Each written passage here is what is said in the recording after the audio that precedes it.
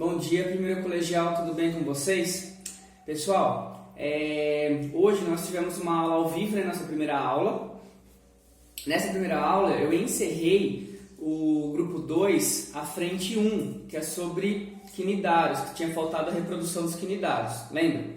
Então a gente encerrou o grupo 2, só que a frente 1.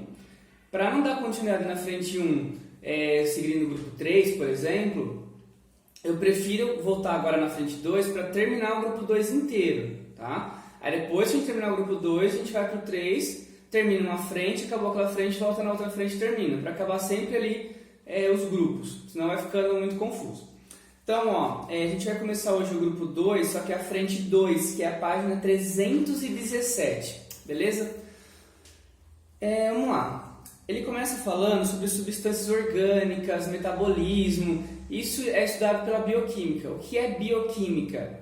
Bioquímica, pessoal, é uma matéria que é a mistura ali, né, entre química e biologia. Né? É uma matéria bem complexa, bem difícil, mas aqui no primeiro colegial a gente estuda de uma maneira assim mais simplificada, tá? Quem for fazer alguma faculdade de farmácia, de veterinária, de biologia mesmo, enfim, qualquer área biológica, aí vai ter a bioquímica bem complexa, tá bom? Mas aqui no colegial a gente vê de uma maneira mais simplificada, tá? Vamos lá, primeira coisa, o que é metabolismo? Pessoal, metabolismo é o conjunto de reações que acontece no nosso corpo, né, no interior das nossas células, para manter nosso corpo vivo, para manter a gente vivo. Isso é metabolismo, tá? É o conjunto de reações para manter a gente vivo. Dentro do metabolismo, a gente divide em anabolismo e catabolismo. Anabolismo significa construção de substâncias mais complexas. Catabolismo seria a quebra, a transformação de substâncias mais complexas em substâncias mais simples. Vou dar um exemplo. Por exemplo, eu me alimentei, né, e tive um excesso de calorias aí naquele dia. Consumi mais calorias do que eu gastei. O que meu corpo vai fazer? Ele vai fazer uma coisa chamada anabolismo. Então ele vai produzir reservas energéticas, ele pode produzir, aumentar a massa muscular se tiver feito exercícios, né? E ele pode aumentar a reserva energética, por exemplo, de glicogênio, né, no fígado, no músculo, enfim, ou pode até também produzir gordura, né? Depende aí o que eu comi também, né? E o que eu fiz ao longo do dia. O anabolismo, o catabolismo é a quebra. Por exemplo, aquele dia eu gastei bem menos, eu gastei mais calorias do que eu ingeri. Então, aquele dia eu consumi 1.000 calorias e gastei 2.000. O corpo vai fazer quebra de substâncias complexas e transformar em mais simples. Então, eu posso perder massa muscular, posso perder gordura, posso transformar o glicogênio em glicose, tá? Por exemplo, se eu acordei de manhã, não tomei café da manhã, eu fui dar aula. E dei aula a manhã inteirinha sem comer nada. Meu corpo provavelmente vai fazer catabolismo, ele vai começar a quebrar substâncias mais complexas e transformar em mais simples, para eu sobreviver, para eu ter energia, tá? Só para dar um exemplo, assim, meio, né? Na faculdade tinha um menino que ele era fissurado em academia, mas assim, ele vivia em função de ganhar massa muscular, né? E ele era contra anabolizante, era tudo natural. O que ele fazia? Então ele se alimentava lá de 3 em 3 horas certinho, com mais proteína do que carboidrato para também não ganhar gordura, né? Para construir massa muscular, e treinava certinho ali 2 horas por dia, enfim. Ele ia dormir 10, 11 horas da noite. Ele colocava o celular para despertar 3 horas da manhã para acordar, comer 2 ovos cozidos e voltar a dormir. Para o corpo durante a noite não fazer o catabolismo e ele não perder massa muscular.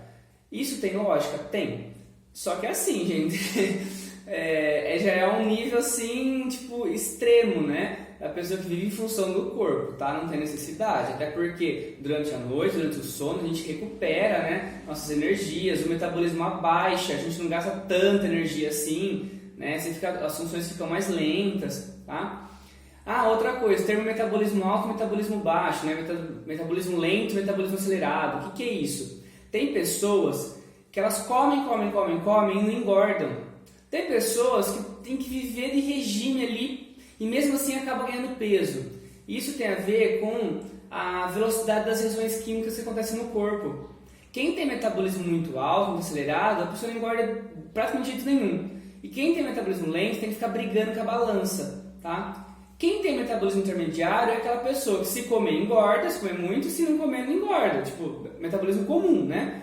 Agora tem aqueles que comem e não engordam, e aqueles que comem pouco e mesmo assim engordam, tá? Isso existe. A pessoa que tem metabolismo muito acelerado, esse metabolismo vai diminuindo com o tempo. Então não é porque você é adolescente, come e não engorda, que isso vai ser pro resto da vida, tá? Depois de uma certa idade, o metabolismo começa a diminuir, aí você pode sim engordar, tá? Vamos lá. Substância orgânica. O que é uma substância orgânica? Qual é a diferença de orgânico para inorgânico? Tá? São várias diferenças. Substâncias orgânicas, elas são produzidas por seres vivos. Substâncias inorgânicas, elas estão na natureza, por exemplo, no solo, nas rochas, né? A água é inorgânica, enfim. Ela não é produzida necessariamente por um ser vivo, tá? A orgânica, ela é rica em energia, ela tem calorias. A inorgânica, não. Então, por exemplo, se você beber água, a água é uma substância inorgânica. A água engorda? Não. A farinha, que é feita ali de carboidrato puro, né? A farinha é uma substância orgânica, ela engorda? Sim, ela tem calorias. Tá? Outra diferença, a substância orgânica é mais complexa, a substância inorgânica é mais simples. Então, por exemplo, os sais minerais, né? Cálcio, ferro, zinco, fósforo, sais minerais são substâncias mais simples. E eles não engordam, não tem valor energético. São importantes pra gente, mas não tem valor energético. Agora, as vitaminas, os lipídios, tudo isso tem já um valor energético, tá? E são moléculas mais complexas. Então, pessoal, essas são algumas diferenças entre orgânico e inorgânico. Outra coisa, a orgânica obrigatoriamente tem que ter o elemento carbono na composição para ser orgânico. Tem molécula inorgânica que tem o carbono? Sim. Por exemplo, o gás carbônico é uma molécula inorgânica e tem o carbono. Então não é só porque tem o elemento carbônico que é orgânico, mas é obrigatório a substância orgânica ter o elemento carbono. Ok? Primeira substância que a gente estuda, carboidrato. O que é um carboidrato? Primeira coisa, carboidrato pode ser vários nomes. Carboidrato, hidrato de carbono, sacarídeo, tá? Glicídio ou popularmente açúcar. Tudo isso carboidrato, né? O carboidrato, pessoal, é uma molécula formada ali obrigatoriamente por carbono, hidrogênio e oxigênio. E pode ter outros componentes também, outros elementos, né? Outros átomos, né? Vamos ver o que eu posso falar além de átomo, outras partículas, enfim, né? Tá vendo? Quase química, né? Os carboidratos, pessoal, eles têm várias funções no nosso metabolismo, né? No metabolismo dos seres vivos no geral. A primeira função do carboidrato é energia, né? O carboidrato ele é uma energia ali rápida, né? Por isso que a pessoa que faz exercício físico, antes de fazer exercício, o certo é ela comer carboidrato para dar energia. E após o exercício, comer principalmente proteína para recuperação muscular, tá? Construção muscular. Então, gente, o carboidrato, a primeira função dele é energética. Da onde surge o carboidrato? Né? Nosso corpo produz o carboidrato? Não. Quem produz carboidratos são os seres autótrofos, quem faz fotossíntese. Então, as plantas, as algas, cianobactérias, né, elas absorvem energia solar, né, absorvem do solo a água, né, ou do rio, né, onde se forma a planta aquática, uma alga, né, e produzem carboidrato. Tá? Então, são os autótrofos que incluem na cadeia alimentar o carboidrato. Por isso que numa cadeia alimentar, a base da cadeia alimentar sempre vai ser os autótrofos fotossintetizantes, tá? Se não tiver autótrofo numa cadeia alimentar, planta, alga, não tem cadeia alimentar, ela vai acabar. Porque é ela que é o precursor que transforma energia solar em energia química, na forma de, principalmente, carboidrato, ok? O principal carboidrato aí energético é a glicose, tá? Mas não é só a glicose que a gente acaba degradando, né, para produzir energia. Tem vários carboidratos que a gente vai ver um por um, tá bom? Então, pessoal, carboidrato é a principal molécula aí para a produção de energia de um ser vivo, seja uma planta, um animal, tá? E quem produz o carboidrato são os seres autótrofos, certo? Mas a função do carboidrato então é só a energia? Não, tem função também estrutural. Por exemplo, a parede das plantas, a parede celular das células das plantas, é formada por um carboidrato chamado celulose, tá? E a celulose tem a função que estrutural na planta, não energética. O nosso DNA, ele é formado por vários nucleotídeos, tá? O nucleotídeo, na estrutura, ele tem um carboidrato que é uma pentose, né? Ou seja, a gente também tem carboidrato como função estrutural. O ácido hialurônico, que está na moda agora, as pessoas fazem harmonização facial, aplicar ácido hialurônico para diminuir a expressão, ruga e tal. O ácido hialurônico é um carboidrato estrutural também, tá? Que está na camada profunda da nossa pele. Então, pessoal, o carboidrato tem função energética e estrutural principalmente, ok? Aí o carboidrato é dividido em 3 grupos. Primeiro, monossacarídeos. Mono, ou seja, monossacarídeo é uma única molécula de carboidrato.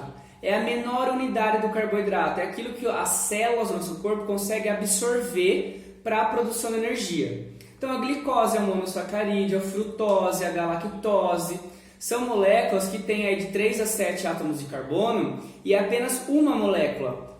Essa molécula não precisa ser digerida pelo corpo para entrar na célula, entendeu? Só que tudo que a gente come, geralmente, né, a maioria das coisas que a gente come tem carboidratos que são união de mais de um monossacarídeo. E aí o corpo sim tem que digerir, tá? Para transformar em monossacarídeo para o nosso corpo conseguir absorver, para as células absorverem, tá?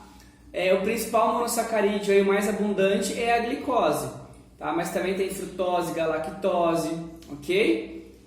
Aí depois tem os oligossacarídeos, lembra o prefixo oligo? Oligo é poucos, lembra a história, oligarquia, né? Governo de poucos.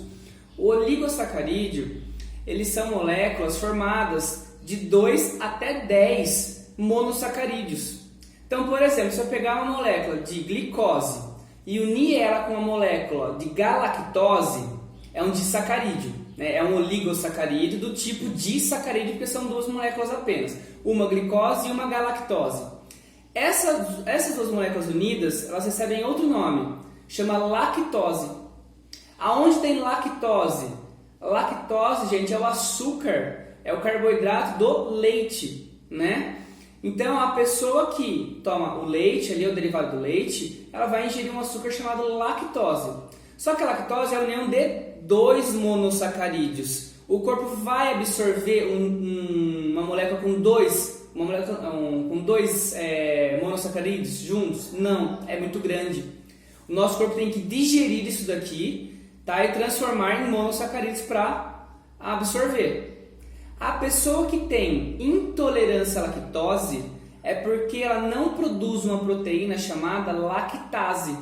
Se ela não produz a lactase para quebrar a lactose, ela não digere a lactose. E o que acontece então? Quem vai digerir a lactose vão ser bactérias no intestino que vão fermentar essa lactose. Ou seja, não vai ser legal, você vai ter gases, dor abdominal, né, cólica, desconforto, inchaço, tá? Então a pessoa que é intolerante à lactose, ela pode comer derivados do leite? Pode, desde que seja retirado esse açúcar antes. Por isso lá tem alimentos lácteos, né? E está escrito lá, sem lactose. Eles fazem um processo, né? A indústria que retira esse açúcar do leite, tá? Antes de fazer algum derivado do leite ou do próprio leite em si para tomar direto. Certo? Eles tiram o açúcar, então o leite acaba engordando um pouquinho menos, mas a gordura continua, né? E quem tem intolerância à lactose vai tomar sem problemas, ok? Então, gente, oligossacarídeo, repetindo, é a união de 2 ou até 10 monossacarídeos, certo? Por exemplo, a sacarose, que é o açúcar que a gente pega lá que é o açúcar vindo da cana, né? Que é o açúcar que a gente coloca no bolo, no suco, enfim. Esse açúcar é sacarose. A sacarose é a união de um monossacarídeo frutose com glicose. O nosso corpo digere ele absorve a sacarose diretamente? Não. Ele tem que quebrar a sacarose em glicose e frutose, certo? Pessoal, esses 2 tipos de carboidratos que eu falei até agora, o monossacarídeo e o disacarídeo, ambos são solúveis em água. Ok? Aí, na página 319, fala sobre os polissacarídeos. Poli, né? Vários. Os polissacarídeos são moléculas gigantescas, que tem mais de 1000 aí, né, monossacarídeos unidos, tá? O polissacarídeo é insolúvel em água. A função dele é uma reserva energética ou é estrutural. Por exemplo, quando a gente tem uma alimentação com calorias em excesso, né, vamos pensar um carboidrato em excesso, o que o corpo faz com aquele excesso de carboidrato? No primeiro momento, ele pega o excesso de carboidrato e transforma em glicogênio. Glicogênio é uma molécula gigantesca com várias moléculas de glicose unidas, várias, tá? Centenas de glicoses unidas. Esse glicogênio fica armazenado no fígado e no músculo. Por que ele armazena o glicogênio? Porque de repente eu estou precisando da glicose no sangue para gerar energia, né? ATP. E eu estou sem me alimentar no tempo, ele vai pegar esse glicogênio e quebrar em moléculas de glicose para eu, né, fazer as atividades, né, do metabolismo e sem precisar me alimentar ele por um tempo. Só que o excesso de glicogênio, se toda vez que está acumulando glicogênio, o corpo consegue transformar esse acúmulo de glicogênio em gordura, tá? Que aí já é uma reserva energética mais difícil do corpo quebrar, tá? Por isso que é tão difícil perder gordura, né? Tem que fazer bastante exercício, cortar, né, o carboidrato ali, o excesso de carboidrato, enfim. Então, pessoal, o glicogênio é um exemplo clássico de polissacarídeo. Só que o glicogênio, eu falei que ele é armazenado no músculo e fígado, ou seja, o glicogênio é reserva energética de animais. As plantas também têm reserva energética, só que a planta ela armazena essa energia na forma do polissacarídeo chamado amido, ok? A batata, por exemplo, ela é riquíssima em amido, por isso que a batata engorda, né? Porque o amido é digerido pelo nosso corpo, né? E forma várias moléculas, né? E se dissolve ali, né? Digerido em várias moléculas, quebrado em várias moléculas de glicose, né? E glicose é açúcar, é energia e engorda, né? Se comer em excesso. Então, por isso que a batata acaba engordando, mesmo sendo de origem vegetal, tá? O excesso de amido, né? Numa planta, de repente, eles podem produzir também óleo como reserva energética. Os animais produzem gordura e as plantas podem produzir óleo. Por exemplo, semente, né? A soja é oleaginosa, o girassol também é rico em óleo. Por isso que existe óleo de soja, óleo de girassol. Então tem várias sementes aí, ou vários frutos secos que são ricos em óleo, tá? Que é uma reserva energética aí das plantas, beleza? Então gordura é de animal, óleo é de planta, ok? Mas gordura e óleo é lipídio, tá? A gente vai ver depois, só estou adiantando um pouco. Em relação a polissacarídeo, a carboidrato, a reserva dos animais é glicogênio e das plantas é amido, beleza? Outro polissacarídeo importante, quitina. A quitina fica na parede celular dos fungos, tá? Ela é um polissacarídeo estrutural, que dá estrutura. A quitina também está presente no exoesqueleto, na casquinha ali, né, dos artrópodes. Então, quando você vê uma casca de cigarra ali, né, na árvore, só que não a cigarra, só a casquinha dela, é o exoesqueleto que ela trocou. Aquele exoesqueleto é formado por um polissacarídeo chamado quitina, ok? O ácido hialurônico que eu comentei aqui, né, que é estrutural, que está lá na nossa camada profunda da pele, também é um polissacarídeo. A celulose, pessoal, celulose é um polissacarídeo que fica na parede celular das plantas, tá? Dos vegetais e de algas também. A celulose, por exemplo, se pegar um alface e comer o alface, como é um vegetal, ele vai ter muita celulose. Nossa, ele tem celulose, que é a união de muita glicose, por que o alface não engorda? Porque o nosso corpo não digere celulose, tá? Então, do alface eu vou aproveitar poucas calorias e vou aproveitar mais sais minerais e água. E essa celulose que eu não vou digerir, ela vai se transformar em fibra alimentar. Fibra alimentar é aquilo que eu não digiro, tá? O nosso corpo não digere. E aí acaba fazendo o trânsito intestinal ali funcionar melhor. Então, por mais que você não digere, não obtenha energia, calorias da celulose, você melhora seu intestino com a celulose, né? Tendo uma alimentação rica em fibras, beleza?